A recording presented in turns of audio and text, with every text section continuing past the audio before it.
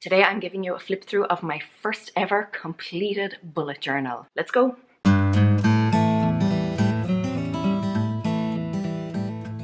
guys, it's Laura from How to Get Your Shit Together, and I help you get organized, get motivated, and show you that sometimes simplest is best.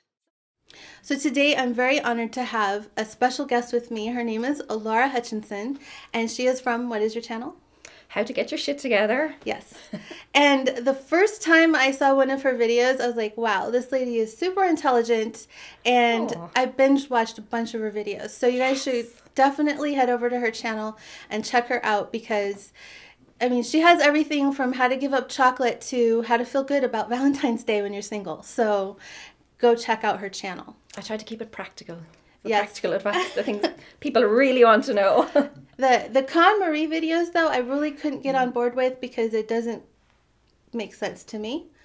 It's one of those, it's like Marmite. You either love it or hate it. I don't think there's any in between. People either totally get it and are totally on board, or it's just not for them whatsoever. Well, I think it's great for people that do it. I'm like, more power to you. I don't know how you're doing that, but you go. Go, girl. Yeah. So me, I'm like, no, I want all the things. They all bring me joy. But I have that conflict in my head all the time. I'm like, well, this is pretty and it does bring me joy. So technically it passes, but I also have 50 other of them. So. And then I'm like, okay, but I can use this one day. Yes. And one day usually does come. You know, I'm not just a hoarder, and I'm not a hoarder. I'm not. But we believe you. You sound so convincing. I know, right? No, I really am. My husband actually is more of a hoarder than I am. Same. But, yes. Yeah, my husband will keep an empty box. Oh. I love you, but but he will. Yeah, it's unbelievable. I don't understand it, but often he comes to me and he'll be like, "What did we do with that thing?" Also, we got rid of that months ago. And he says, "Oh, well, I need it now." Yeah. But I never get rid of any of his stuff without first asking him. Like, I would never do that because I know that will just lead to trouble down the line. I would love to, but no, I don't. So if something has gone that is his and that he now wants, it's his fault, really, because I would have asked beforehand. I have a horrible story about that, and I'll share it to you privately. Ooh. I don't want it on the internet forever. But yeah, let's just cut all this bit. But what I wanted to know, because your channel's kind of unique in the way that you present the information that you give, and how you kind of like just don't care about certain things. And even in your title, you're just like, no, you got to get this together, and and you put it out there, but yet you present yourself in a person that actually does care very much. So how did you come up with the concept of your channel? Okay, so many years ago, I was starting out on a legal career, a totally different time for me. And, I had left college, was starting my legal career, was buying a house, was seeing someone, was dating someone at the time. And I really felt like this was it. I was following that normal, traditional path. I had everything, and I was like, this was the beginning of the rest of my life. And then the relationship broke up. And I just felt adrift, I guess. I really struggled with it for a long time because I felt that all my life plans up to that point were now blown to bits, and I didn't really know what I was going to do with myself. So I was in that state for a while, and then I just said to myself, right, Laura, you really need to get your shit together. So I started looking at, because I'd moved into the house at that stage, and I started looking at, you know, ways to keep it clean, keep it organized, started looking up things for how I could improve my career, because I started thinking, right, you're an independent woman, you can make it on your own. So that's how it initially started. Then fast forward many years, I got married and had a child, and then lost myself again. I really struggled with that changeover to motherhood. So had a serious case of the baby blues and really lost my sense of identity. And then again, I had that same, like, okay, Laura, you need to get it together. You need to get your shit together and, you know, start organizing your time a little bit better, start getting your life back on track. And that's kind of because I just used to repeat to myself all the time, like, get your shit together, Laura, get it together. And that's how it all started. And I wanted, when the blog started, I was initially going to call it Get Your Shit Together, because that had been almost my mantra at that stage. But I wanted it to be more of a practical thing. So I said, right, how am I going to get my shit together? Mm-hmm. And that is how it started. And I just shared advice for like what I was doing, what was working for me. Yeah, that how is super important, because like a lot of people, like when you become an adult, you don't really know how to adult. Yeah. You know? And I still don't. I still have no clue. Yeah, being an adult doesn't come with an instruction manual. No, and I wish it did. And I'm actually planning to write that very instruction manual. I'm in the middle of it. Yeah. Can't wait to read it. Yeah, well, maybe I shouldn't have said that now, because it could be 5 years down the line. The pressure's on. Yeah, but yes, I have started that process. Yeah. Yeah, no, that is, I think, much needed in our society, actually. Hopefully. So. Yeah, because like you, I have felt that as well. Like, I need guidance. And when I was looking online, a lot of the advice out there is advice that wasn't practical for my life. Mm-hmm. You know, when I had a newborn baby, stuff like getting up an hour earlier, you know, and doing yoga and all that sort of stuff just didn't fit in with my lifestyle. Mm-hmm. And it's not to say that that's not a great lifestyle. People who do it, I totally admire them, but at the time it just wasn't right for me. Mm-hmm. And it seemed like a lot of advice required that you spend a lot of money or that you implement these really complicated routines, and I wanted something simple, something that would work for other mothers, other people who are busy. And so that's what I try to do all the time. I try to give practical advice that will help people who are not millionaires, who are not, you know, don't have oodles of free time on their hands. Well, I have heard that millionaires don't necessarily have it together either. Well, so that's true. I'm not sure money helps. I'm not sure anyone fully has it together, but sometimes you can pretend that you can just buy things that will help you get your shit together. I think that might be like a Band-Aid for some people. But absolutely. What is having it together? What does that look like for you? Like, because I know I wish I knew. It's going to be different for everyone. It is, absolutely. For me, it was finding that sense of independence again, like being able to do my own thing and feel like I had a bit more control over my life. Mm-hmm. Because when my daughter was born, and I love her very dearly, but everything became about her, and I just really, like, I knew how to look after a baby, but I just didn't know how to look after myself at the same time. Mm-hmm. So for me, it's about independence, it's about being able to juggle various different aspects of your life and just try, and I don't think anybody has it together all the time. Mm-hmm. Sometimes some part of your life will be going really well, while another part is just completely falling to bits. But it's about trying to keep everything as balanced as you can, and knowing that one bit will go really great and one bit will be not so great, and then trying to work on the thing that's going not so great, and just always trying to it's about keeping sane, really. Mm-hmm. Are there any tools, because I know my audience is mainly in like the planner realm, are there any tools that you use that help you keep it together? Like, what is something you just can't live without? To Do is the app that I can't live without. TEUX. Yeah, so we both use that app. And for me, that is how I have found works personally, but I know that's not going to work for a lot of other people. Yeah. So I'm a digital planner. You've said you're I'm also digital, yeah. Yeah. And I tried paper first, and it did work for a while, but then I think just things started to change so much, and I found it very difficult to move things around easily with paper. Mm-hmm. So To Do helps me shift things around when I need them shifted. It's kind of you're allowed to have lists, but it's also dated. That I could not live without that. That keeps me on track. But there are various other things. I use a notebook as well, just an A4, a normal notepad. I call it a mind sweep notebook. If you know David Allen's Getting Things Done, yeah, I mean that book to me is the productivity Bible. I love it. But he talks about doing mind sweeps, where you just, if something is on your mind, you write it down. So I keep that beside me at all times, pretty much, except now. I feel totally lost without it. But if something occurs to me, whether it just be like a random memory I've had, whether it be a task that I want to do, whether it be, a phone number that I need to remember, anything at all, I scribble it down. And that helps me stay on track, because I know that if I need something, if there's a piece of information that I need, I know it's probably in that notebook. So between those two, those are my lifesavers. You just gave me so much peace right now, because that's how I live. Oh, like great. I write everything down in a notebook, and you know, and that's to me, that's what a notebook is for. It's not for planning in, because my life has to be fluid.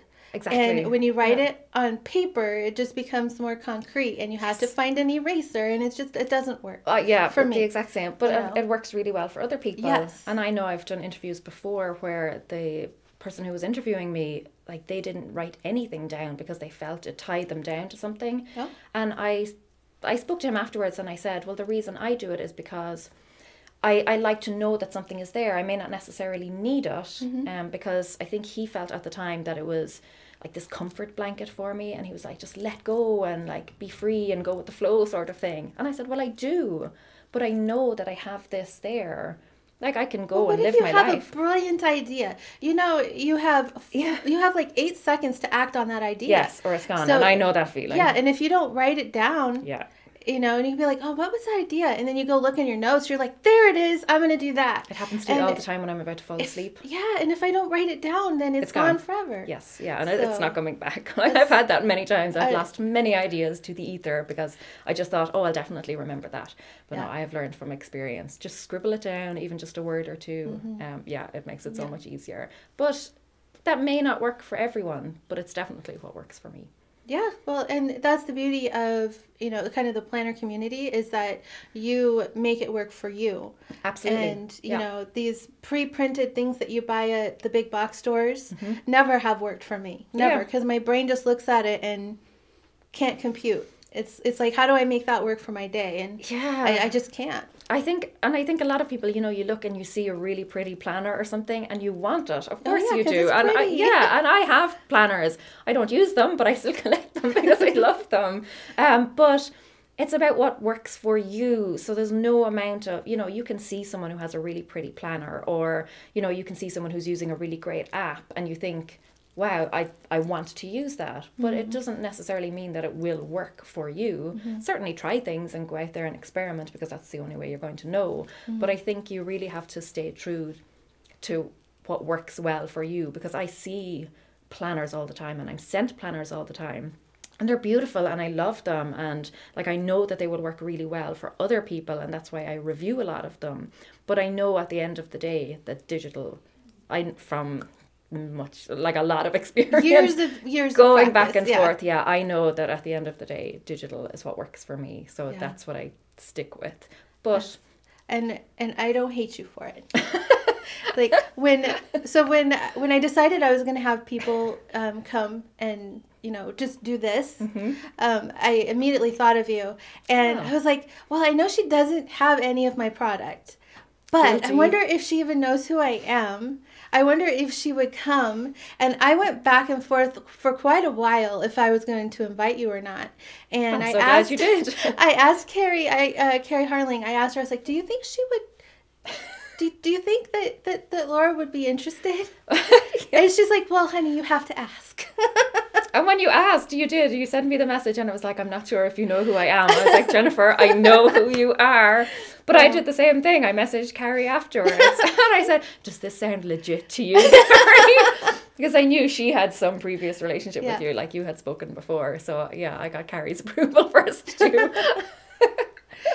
We had to run everything through Carrie. Yeah, she is the conduit. We go through her for everything. Well, I should hire her as an agent or something. You should. She'd be great at it. She's great. She's a sweetheart. I love her. Yeah. let's switch gears just a little bit. So you have your main channel, and then you started vlogging when you moved from Ireland to the United States. Yes. So that's the accent that y'all are hearing. She's Irish. I am. And Proud. yeah. And you moved here about how long ago? 6 months ago, so I'm still a newbie here. Still. And are you enjoying it? I love it here. Is it everything you heard it was? Yes, and So all the rumors are false? You're lovely people. Don't let anyone tell you any different. No, I'll be honest here and say that I was not keen on moving. Like all my family and all my friends are in Ireland, and obviously I do still miss them. So for me, it was a big struggle. I really did struggle with the decision for a long time. And in the end, it was for my husband's career. So I said, look, I can't hold him back from doing what he really loves and what he's passionate about. So I bit the bullet and I came over, and I think because in my head I was expecting the transition to be so difficult, it turned out not to be nearly as difficult, and it actually turned out to be great. But I think it's because I had just built it up in my head as this awful thing. I was going to be so homesick, I was going to really struggle, I was going to be so lonely, when it didn't turn out to be nearly as bad as I thought it was going to be. I think if I had come over thinking it was all going to be great, I might have struggled a little bit more. But because I was not expecting the worst, but I was expecting it to be tough, it didn't turn out to be quite as tough. But I mean, I still have moments where somebody will say something and I'll think, I have no idea what you're talking about. Or I'll say something and I can see their face just goes completely blank. Yeah. Because we have different words for things, and we have, different phrases and different ways of looking at things. And I'm still getting used to the lingo and stuff like that. But it's been quite the adventure. Yeah, I've liked it so far. So we're going to switch gears again. Okay, so one thing that I have found in my life is the expectations that I have. If they're not met, I will get depressed. Because to me, having really high expectations leads to failure a lot of times if they're not met. So how do you balance your expectations with what you feel like the picture of your life together? How do you, are you following what I'm saying? Pretty much. Okay. So I'm very much a perfectionist, and I often struggle with that too. And the ways that I have kind of got around it, number one, I start focusing on baby steps. So I do have a vision for generally how I would like my life to look, but I focus on just the next step, just doing the next thing. And then it's harder to be disappointed, because if you're only taking tiny steps, it's really hard to fail with a really tiny step. So that's one of the things I've done, just focus on the next thing that I can do, the next practical thing that I can do. So you're focusing on the next step, but Yes. keeping the big picture in mind? Exactly, yeah. Okay. So I have, an idea of the direction that I want to go, and I just focus on putting one foot in front of the other to try and get me there. I've also realized a lot of the times that the vision that I have, or the thing that I think I want, very often when I get it, it's not what I expected. So right now, I just try and keep very vague visions. Like, this is the direction I think I would like to go in. So I'll take my baby steps. And then again, by taking baby steps, I feel that you get to a certain point, and once you're close enough, you can kind of get a sense of whether or not it's still something that you want. And if you're only taking baby steps and you decide that you don't want that, it's very easy then to just take tiny baby steps in a very different direction. Whereas if you go all out towards one thing and you get there and it's not what you want, it's very hard then. And like that, you feel depressed and you feel like you failed at something. And it can be very hard then to build yourself back up. So for me, it's just about building that foundation brick by brick. And then if I get to a certain level and I feel like this is not really turning out the way I want it to, it's much easier to change the vision, I feel. Another thing that I do, and again, it's just everything is from experience. It's just knowing that things don't always work out. So what I do is I focus on learning. I think, right, this is where I think I want to go. I am going to learn everything I can about how to get there. So I focus on what I can learn. And that has really helped me with failures. I try not to use the word failure anymore. I always think like, okay, I've either done that or I've learned how to do it or how not to do it. Yeah, because I really don't think there's a failure.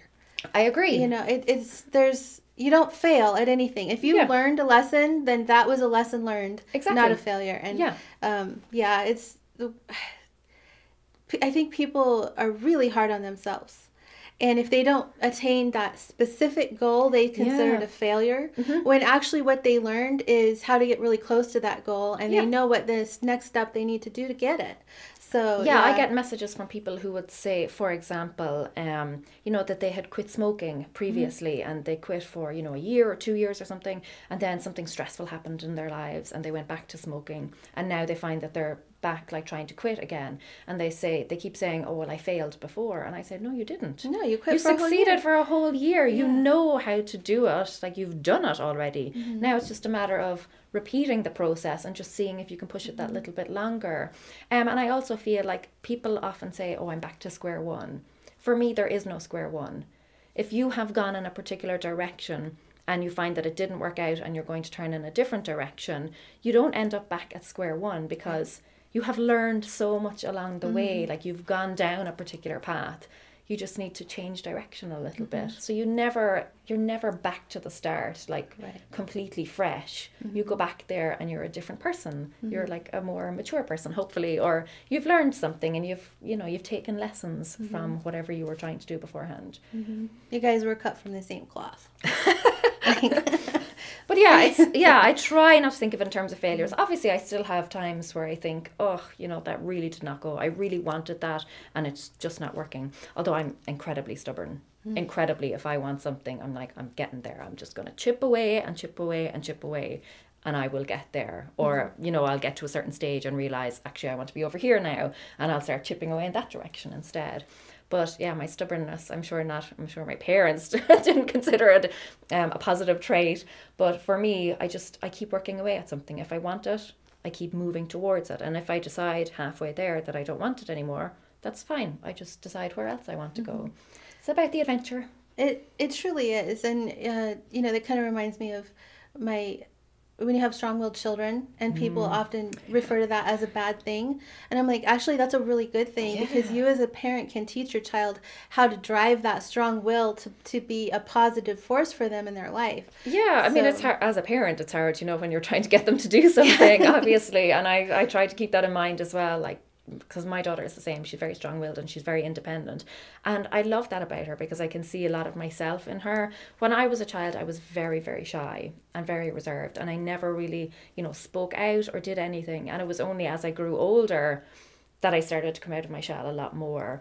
And I don't regret that that's the way I did it. I learned a lot of lessons from being shy and being quiet, and I had very close friends, but I see in my daughter, she's very, very strong-willed and very independent, and I just think, like, go for it. Like, what you want. And I tell her that all the time. I tell her, if you really want something, but it always comes back to bite me in the ass. Or, I tell her, if you really, really want something, go for it. Or if there's something that you really, really do not want to do, and you have a very good reason for not wanting to do it. Because often, she'll come home from school or something and she'll say, oh, somebody tried to make me do this. And I will always say to her, if there's something you really don't want to do, and in your heart it's something you don't want to do, you don't have to do it.